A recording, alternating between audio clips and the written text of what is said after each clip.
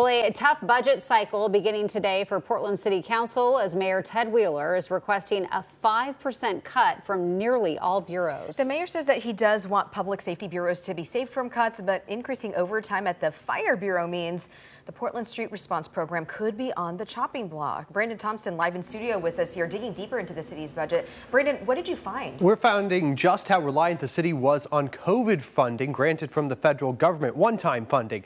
They are now trying to figure out ways to make programs permanent that was relying on that funding, like Portland Street Response. Commissioners floating ways to keep the alternative emergency mental health response afloat. The end of emergency COVID funding breaking Portland's budget. Throughout the city's budget, and the public got used to that. How surprising. And so now we're back to reality, and we're not getting those big windfalls. Mayor Ted Wheeler exempting public safety bureaus from proposing cuts of 5%, but even still, overtime is causing Portland Fire to make tough choices for community health programs like Portland Street Response. We have extreme challenges with funding across the bureau, including our community health program. Portland Fire Chief Ryan Gillespie presented 3 options to overcome an $11 million shortfall. The first, cut all of that money from the budget. That means cutting $3 million from Portland Street Response, cutting $4.5 million that would get rid of 3 fire rescue units, and then cut $3 million defunding 1 fire station.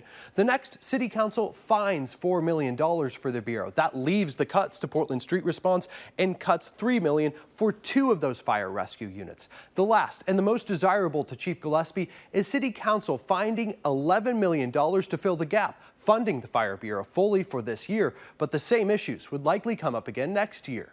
We are committed to finding alternative funding for these programs. Street Response has been funded by one-time COVID relief, leading commissioners to brainstorm how to find the money. Commissioner Carmen Rubio suggested using the interest accrued in the Portland Clean Energy Fund for a one-time grant.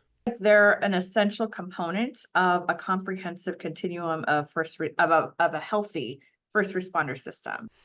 Commissioner Ryan floated applying for Metro Supportive Housing tax money. Commissioner Gonzalez has been trying to get the county Joint Office of Homeless Services to fund part of the program. He also again mentioned putting a bond or levy on the ballot to raise money for the fire and parks bureaus. As someone who lives in a high poverty neighborhood, an absolute no on bonds and levies would be my response.